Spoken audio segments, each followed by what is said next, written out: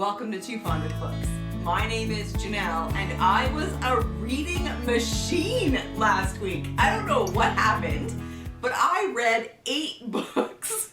That's more than 1 book a day. Okay, so there's a number of reasons I think for that, but this is my week 4, week 3? What is this? Week 4 reading wrap up for March Mystery Madness. I'm going to do a final wrap up on the 31st and include any books that I finish between now and then. So this is just the books that I read last week, and there were a lot of them, so I'm just going to dive right in. I did a buddy read with Carolyn from Carolyn's Reading Ramblings. We read the next one in the Whitstable Pearl series. This is Murder on the Pilgrims Way by Julie Wassmer. This is number 3 in the series. Nope, number 4. It's the 4th one in the series. And this one was a little bit different, and I liked that. So Pearl and her mom, Dolly, decide to go on a bit of a vacation. And Dolly takes them to a new hotel near Canterbury. So they're not going very far. But a friend of hers knows the person who is opening this new hotel, and so they go. And one of the reasons why she chose that one is because there is a celebrity chef who is putting on some cooking classes, and Dolly thought Pearl might enjoy taking these cooking classes. So I liked that it was a slightly different setting, although still, you know, in the same area. But it had that country house feel to it because there were, you know, just the few people in the house. And so I love those types of mysteries. So I really did enjoy that as well. Carolyn and I were trying to guess who it was that was going to get killed, and we were both surprised by who was killed. It was a good mystery.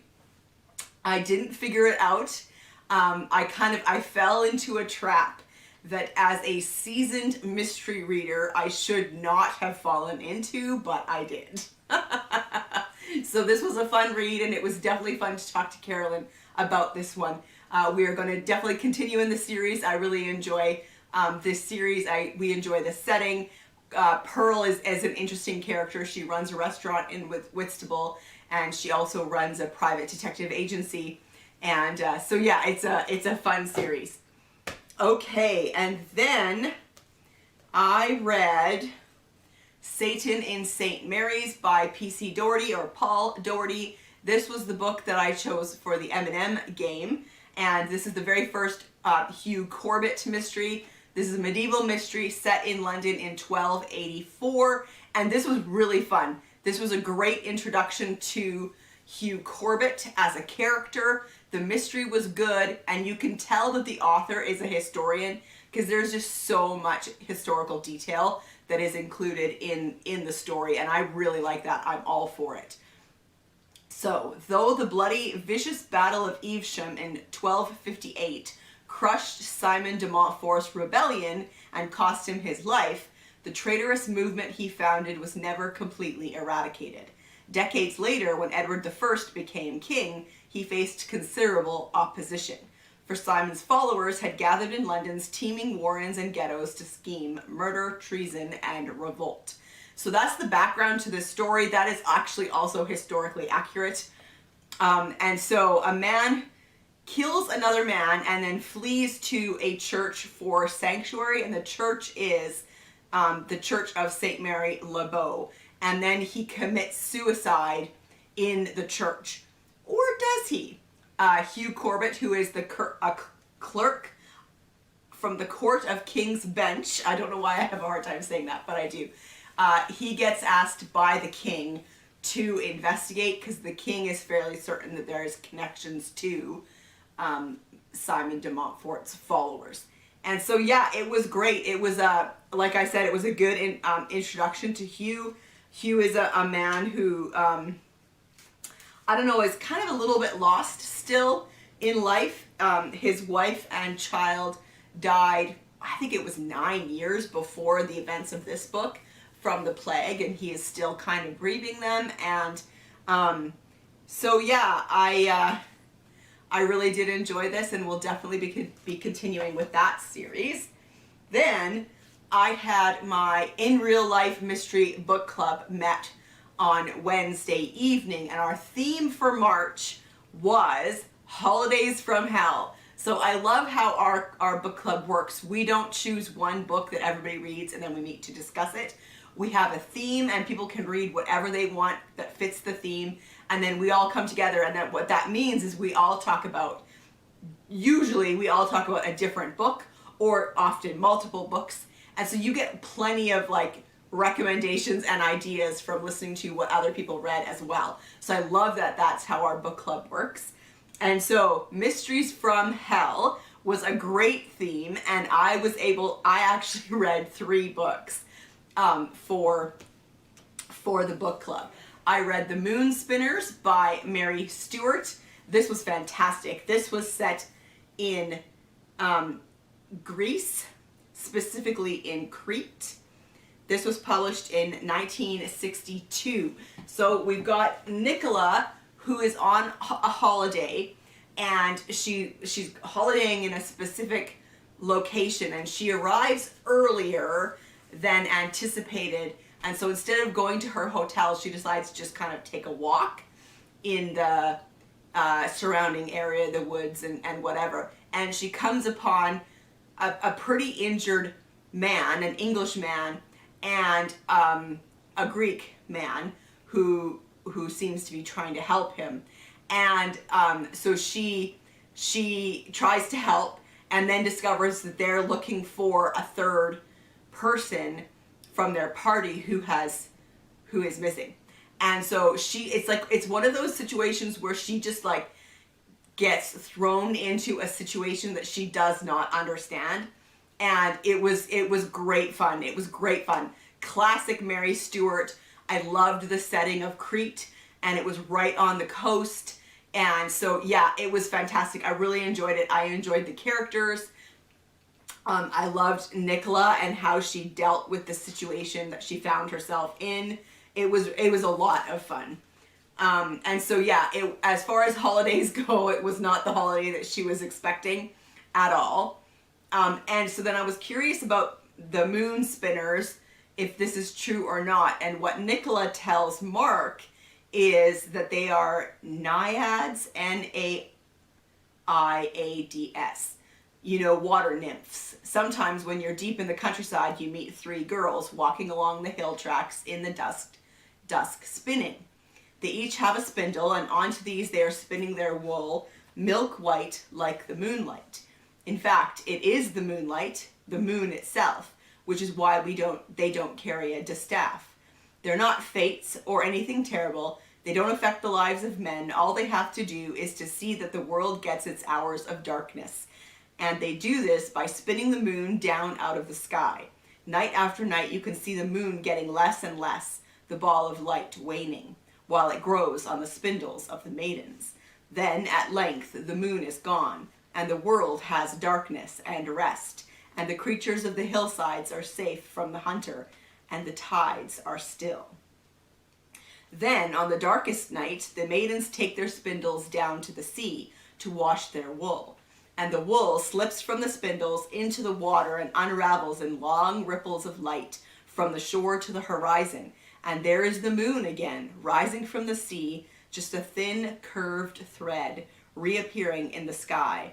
Only when all the wool is washed and wound again into a white ball in the sky can the moon spinners start their work once more to make the night safe for hunted things. So yeah, I'm a big fan of Mary Stewart, and that was a great read. I also read Death in Cyprus by Kaye. Kaye is famous for The Far Pavilions, but she also wrote a series of mysteries, romantic suspense, and this is one of them, Death in Cyprus. So in this one, we head to, we head to Cyprus. So what's interesting here, we have Greece, we have Cyprus, and then the next one up is Italy. So all kind of in that same area, which I thought was interesting. But this one follows Amanda. This one was written in the 50s, actually, I should say first. 1956. So Amanda decides to go on holiday to Cyprus, and she's taking a ship she's in Egypt, and she takes a ship to Cyprus. And so there's a number of people on the ship, and one of them is a woman named Julie. And Julie makes a huge fuss because she's been given cabin number 13. Well, Amanda's is right beside her, so she agrees to switch with Julie. And then later that night, just before Amanda's getting ready for bed, Julie bursts into her cabin and is just ranting and raving about how she's convinced her husband's having an affair with her, and he's upstairs dancing with his mistress, and she's just like overly dramatic, and everything's horrible. And then she says that the stewards have given her some aspirin, and she shows these pills, and then she takes a drink from a glass in Amanda's cabin, and then she falls down dead. And so the questions then become, did she commit suicide? If she didn't, was she the intended victim, or was it Amanda, because it was Amanda's room? Was the poison in the pills? Was it in the glass? So yeah, it was great. So the mystery starts before we even get to Cyprus. But then in Cyprus, she continues to see many of the people she met on the ship, and weird things continue to happen. There's another death, and yeah, trying to figure out what's going on. It was very, very entertaining. And she meets this guy on the ship called Steve, who says he's a painter, but she's convinced that there's more to him than that. And yeah, it was great, great fun. I really did enjoy this one as well, and I did not guess who the killer was. I was surprised, and so that's always also a lot of fun. And then I read Tour de Force by Christianna Brand. This one, our Inspector Cockrell, is going on vacation to Italy. So this one is from the 50s as well, 1955. So Inspector Cockrell is going on a package tour, a conducted tour of Italy. And at one point, the group, there's about 30 people in the group, and at one point in their trip, they're out on this island, and it seems like this island is maybe like a city-state kind of thing. Like it has its own Grand Duke, and therefore its own rules and everything. And we end up kind of, as readers, getting to know 7 people and on this tour.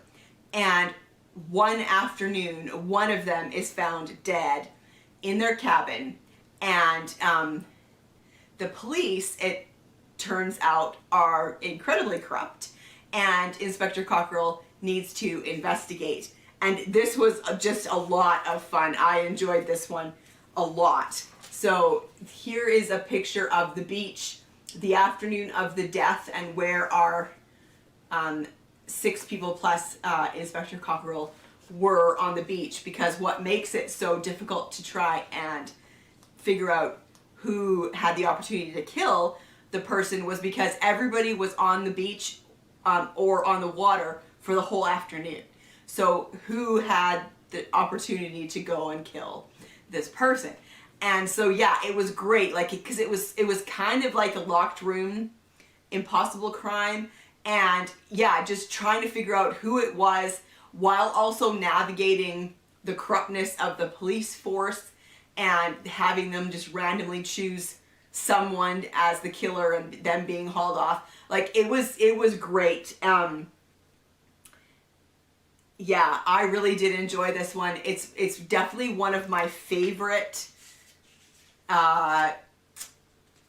Christianna Brands that I have read. I think Green for Danger is still my favorite, but this one is right up there. Definitely, I really enjoyed Tour de Force. And poor Inspector Cockrell, what a horrible holiday for him.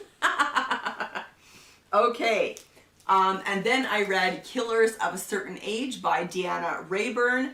This is a different take for her. She normally writes historical mysteries, but this one is about 4 assassins who are trying to retire. So these 4 women have been assassins for 40 years. They are retiring, and they've been sent on a cruise for their retirement, only to discover that someone is trying to kill them. So, you know, then the games begin, and this was just entertaining. It was a fun ride.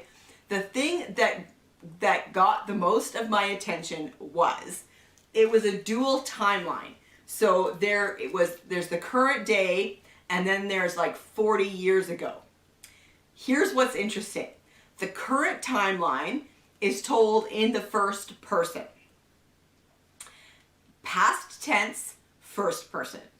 The past timeline is told in the present tense, third person.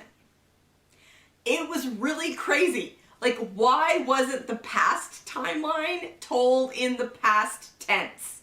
I know it's really popular to do it this way. I just don't understand what the advantages are. So if you know, why would a writer put their current timeline in past tense but first person, and put the past timeline in present tense but third person?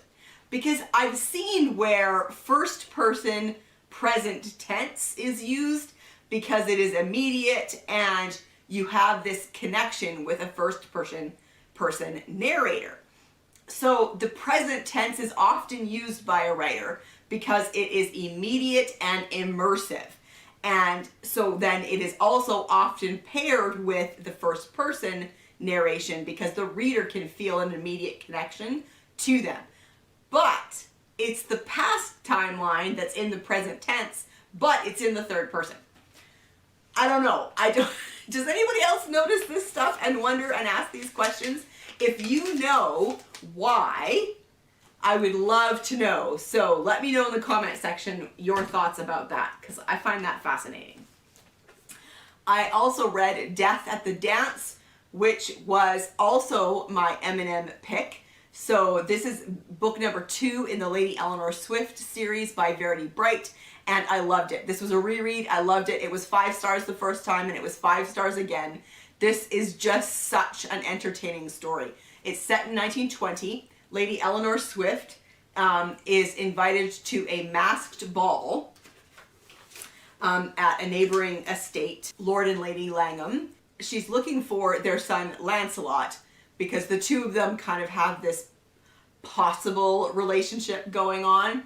And she goes upstairs because she thinks she sees a pirate going up the stairs. So even though it's a masked ball, everybody else is wearing, you know, normal clothes and a mask. But Lancelot and his Oxford friends have all come in full fancy dress, full costume.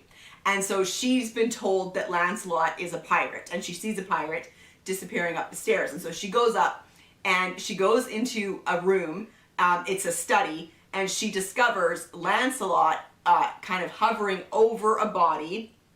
He's holding a candlestick, and the safe is open and empty. And so before she even has much of a chance to figure out what's going on, the doors burst open, the police show up, and Lance is arrested for theft and murder. Like, it all happens really, really fast.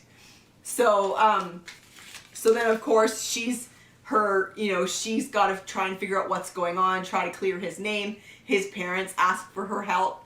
And so yeah, it was just a really, really fun story. There was a lot of crazy things in here about the bright young things from the 20s. And I really like Eleanor Swift as a character. I love Clifford, the butler, and their relationship is so good. So yeah, I really did enjoy that one as well. And then last but not least, I read The Secret of the Lost Pearls by Darcie Wilde. This is the newest in her Rosalind Thorne series, historical mystery set in the Regency.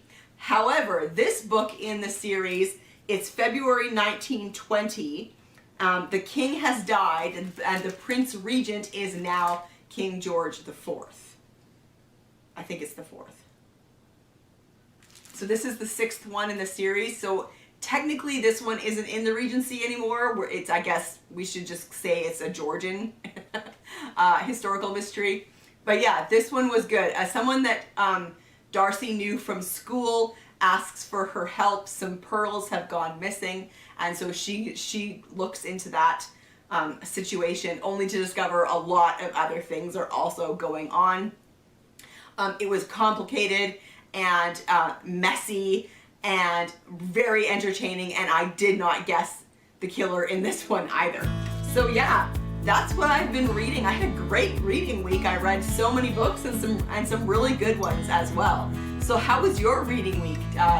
What was the favorite book that you read? Have you read any of these? Let's chat in the comment section down below, and I will see you for another video soon.